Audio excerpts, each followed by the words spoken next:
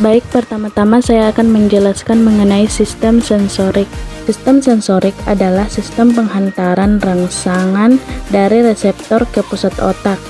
Sistem ini merupakan bagian dari sistem saraf yang menerima rangsangan dari lingkungan internal maupun eksternal. Sistem sensorik menyalurkan informasi ke bagian otak yang berfungsi mengolah informasi melalui stimulus. Adapun fungsi sistem sensorik yaitu untuk mengetahui adanya bahaya atau hal yang mengancam yang berhubungan dengan penglihatan, pendengaran, penciuman, dan perasaan. Perasaan ini termasuk rasa nyeri, rasa raba, rasa panas, rasa dingin, dan lain sebagainya. Kemudian jenis-jenis sistem sensorik terbagi menjadi 7, yaitu yang pertama taktil atau perabaan.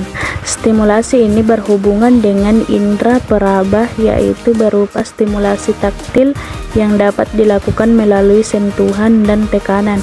Kemudian yang kedua vestibular atau keseimbangan, ini stimulasi yang berhubungan dengan rangsangan pada keseimbangan tubuh.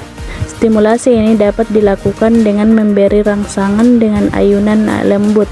Kemudian yang ketiga propriosepti atau gerak antar sendi. Simulasi propriosepti berhubungan dengan rangsangan pada persendian tubuh dengan menggerak-gerakkan otot secara perlahan. Kemudian yang keempat olfaktari atau penciuman. Stimulasi olfaktori berhubungan dengan rangsangan pada penciuman dengan memberikan aroma harum. Kemudian yang kelima visual atau penglihatan. Stimulasi visual berhubungan dengan rangsangan pada indera penglihatan. Kemudian yang keenam auditori atau pendengaran. Stimulasi auditori berhubungan dengan rangsangan pada indera pendengaran. Kemudian yang terakhir pengecapan. Stimulasi ini berhubungan dengan rangsangan pada indera pengecapan dengan memperkenalkan rasa. Baik, di sini saya akan menjelaskan mengenai jenis reseptor sensorik termoreseptor. Nah, termoreseptor adalah reseptor yang dimiliki banyak organisme hidup untuk memahami istilah rangsangan di sekitar mereka. Termoreseptor tidak hanya menjadi ciri hewan, karena tumbuhan juga perlu menyensor kondisi lingkungan yang mengelilinginya. Nah, deteksi atau resepsi suhu dari termoreseptor adalah salah satu fungsi sensorik yang paling penting dan seringkali penting untuk kelangsungan hidup, karena memungkinkan mereka untuk menanggapi perubahan termal yang merupakan karakteristik lingkungan tempat mereka berkembang. Nah, pada manusia ada termoreseptor yang cukup spesifik sehubungan dengan stimulasi termal, tetapi ada juga yang merespon terhadap rangsangan dingin dan panas, serta beberapa bahan kimia seperti capsaicin dan mentol yang menghasilkan rangsangan serupa untuk sensasi panas dan dingin. Pada banyak hewan, termoreseptor juga merespon rangsangan mekanis dan beberapa spesies menggunakannya untuk mendapatkan makanan mereka. Nah, apa yang ditangkap oleh termoreseptor adalah sel-sel khusus kulit yang disesuaikan untuk merespon secara eksklusif terhadap perubahan suhu, yaitu ini diaktifkan ketika kulit terkena peningkatan suhu seperti yang terjadi pada panas, atau sebaliknya ketika suhu menurun seperti yang terjadi pada kulit. Nah, di mana termoreseptor? Ada dua jenis reseptor tubuh kita memiliki sel-sel Brufni yang merespon panas dan peregangan, dan sel-sel Krauneuse yang bertindak saat dingin. Keduanya terletak di dermis. Selain dermis, mereka dapat ditemukan di dalam hidung, kandung kemih, dan lidah. Itulah sebabnya kita bisa merasakan makanan panas atau dingin. Itulah yang dapat saya sampaikan. Untuk selanjutnya akan dibawakan oleh pemateri berikutnya. Bismillahirrahmanirrahim. Assalamualaikum warahmatullahi wabarakatuh. Perkenalkan, saya Siti Zardel Aini, NIM H03200521. Di sini saya akan melanjutkan materi elektroreseptor dan elektromagnetik. Nah, elektroreseptor ini adalah alat penerima rangsangan berupa medan elektrik yang disebut dengan elektroreseptor. Nah, elektroreseptor ini banyak dipelajari dengan reseptor yang terdapat pada gurat sisi dan ampula Lorenzi. Nah, sedangkan pada elektromagnetik ini terdapat di beberapa jenis hewan yang memiliki kemampuan untuk berorientasi terhadap medan magnetik bumi, yaitu navigasi antara utara dan selatan. Nah, contohnya itu pada lebah madu yang mampu berkomunikasi sehingga pada akhirnya dapat menentukan sumber makanan. Nah, perubahan medan magnet ini dianggap memiliki dampak besar pada hewan yang menggunakan medan magnet untuk berorientasi terhadap lingkungan. Nah, hewan yang berbeda kemungkinan mendeteksi medan magnet dengan cara yang berbeda pula. Nah, pada beberapa hewan seperti electrofish, ikan hiu, dan platypus yang memiliki sel-sel sensorik khususnya pada elektroreseptor yang memungkinkan mereka untuk mendeteksi perubahan dalam medan elektromagnetik yang ada di sekitar mereka. Nah, sel-sel khusus ini tersebut memiliki aktivitas listrik dan sistem saraf dan otot, dapat digunakan oleh hewan predator untuk mencari mangsa atau sebagai sarana komunikasi. Setelah tadi penjelasan dari saudari Siti Zardel Aini, selanjutnya akan dijelaskan oleh pemateri berikutnya. Assalamualaikum warahmatullahi wabarakatuh. Sebelumnya perkenalkan, nama saya Rahmania akan melanjutkan mengenai materi nociceptor. Nociceptor merupakan suatu kelas aferen primer yang terspesialisasi di mana memberikan respon terhadap rangsangan yang intens dan berbahaya pada kulit, otot, sendi, visceral maupun pembuluh darah. Nociceptor bersifat khas di mana mereka secara khusus berespon terhadap berbagai bentuk energi yang menghasilkan cedera, rangsangan panas, mekanis dan kimiawi, serta memberikan informasi pada CNS berkaitan dengan lokasi maupun intensitas rangsangan yang berbahaya. Pada jaringan normal, nociceptor adalah tidak aktif hingga mereka dirangsang oleh energi yang cukup untuk mencapai ambang rangsangan atau biasa disebut istirahat. Dengan demikian, nociceptor mencegah perambatan sinyal acak fungsi penapisan menuju CNS dalam interpretasi nyeri. Jenis nociceptor spesifik bereaksi terhadap jenis rangsangan yang berbeda.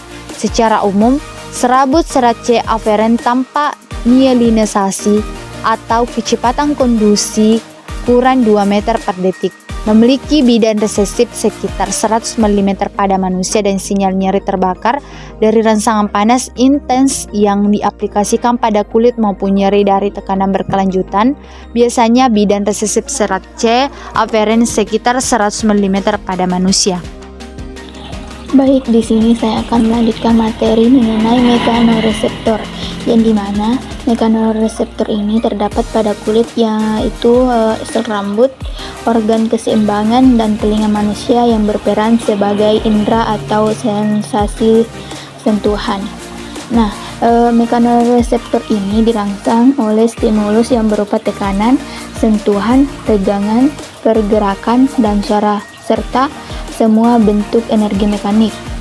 Nah, peregangan membran plasma sebuah sel mekanoreseptor meningkatkan permeabilitas terhadap ion natrium maupun kalium yang menyebabkan depolarisasi indera atau sensasi sentuhan pada manusia mengandalkan mekanoreseptor yang sesungguhnya, yang merupakan dendrit neuron sensori yang sudah dimodifikasi.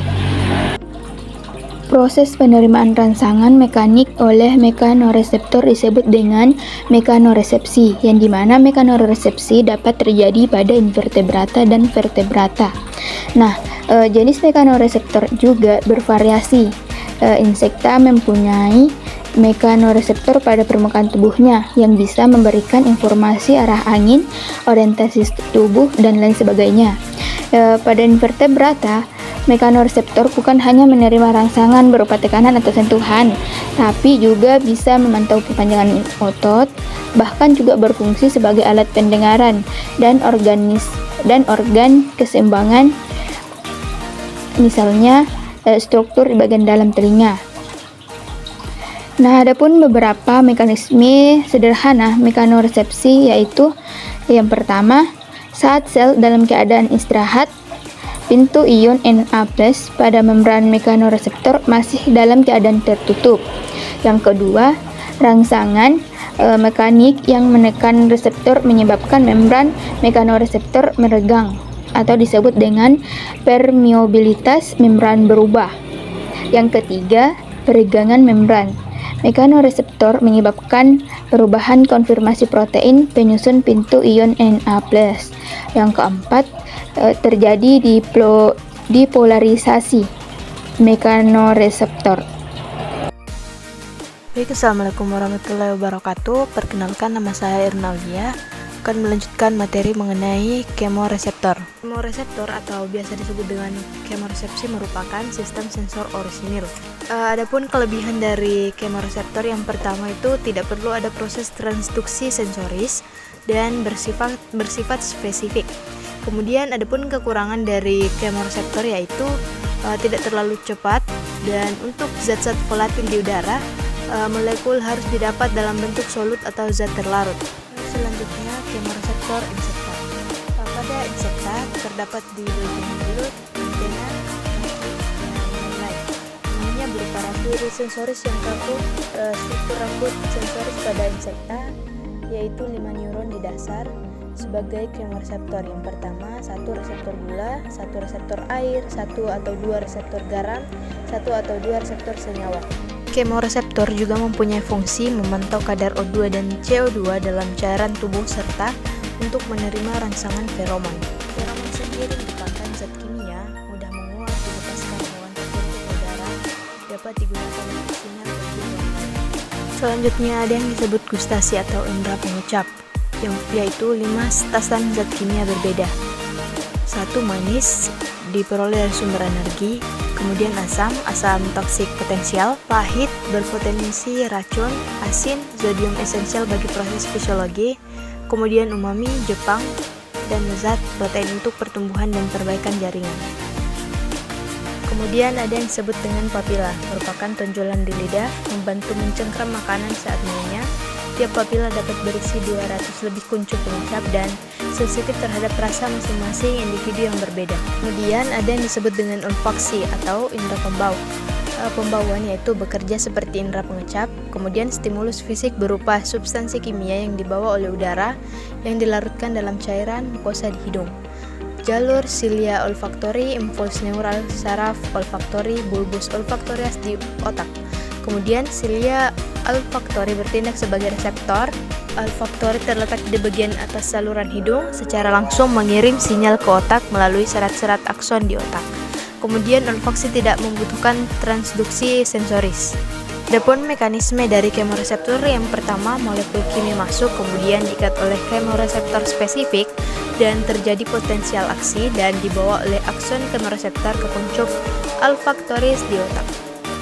Adapun mekanisme kemoreseptor lanjutan yaitu P-aksi mendepolariskan membran terminal akson, kemudian CA2+ masuk, eksostosis vesikel sinaps yaitu pelepasan neurotransmitter yang mengandung ACH, kemudian reseptor pada membran pasca sinaps, peningkatan permeabilitas membran kanal Na+ terbuka, kemudian mengalami depolarisasi, kemudian arus sinaptik mengalir ke dalam sel dan membangkitkan potensial aksi. Kemudian reseptor pada membran pasca sinaps dibantu oleh transmitter asetilkolin atau ACH. Itulah tadi penjelasan materi dari saya. Selanjutnya akan dijelaskan oleh Saudari Putri Rahman. Reseptor terakhir yang akan kita bahas adalah fotoreseptor. Jadi fotoreseptor ini merupakan salah satu jenis reseptor sensorik dengan induksi atau rangsangan berupa lampu atau cahaya. Di dalam fotoreseptor akan terjadi proses fototransduksi, yaitu penangkapan cahaya yang pada mamalia dilakukan oleh retina. Setelah proses tersebut, barulah dikirimkan pada sistem saraf pusat untuk diterjemahkan dan diberikan respon. Fotoreseptor ini dapat berlangsung pada retina atau pada omatida yang ada di mata majemuk arthropoda. Pada vertebrata seperti mamalia, lapisan fotoreseptor ini terdiri dari sel batang dan sel kerucut yang ada pada retina. Seperti yang sebelumnya saya jelaskan bahwa retina ini ada pada organ mata.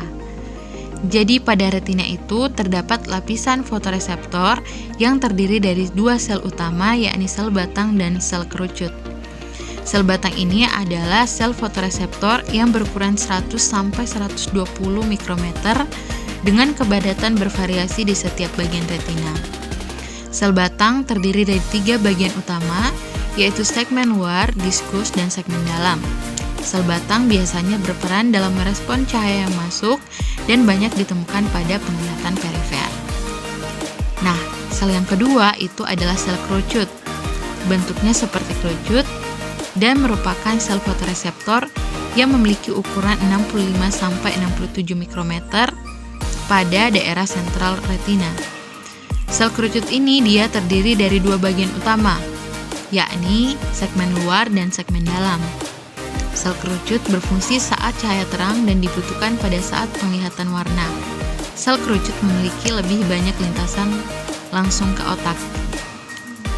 Mungkin itu saja materi terkait tentang reseptor sensorik yang bisa kami jelaskan. Terima kasih.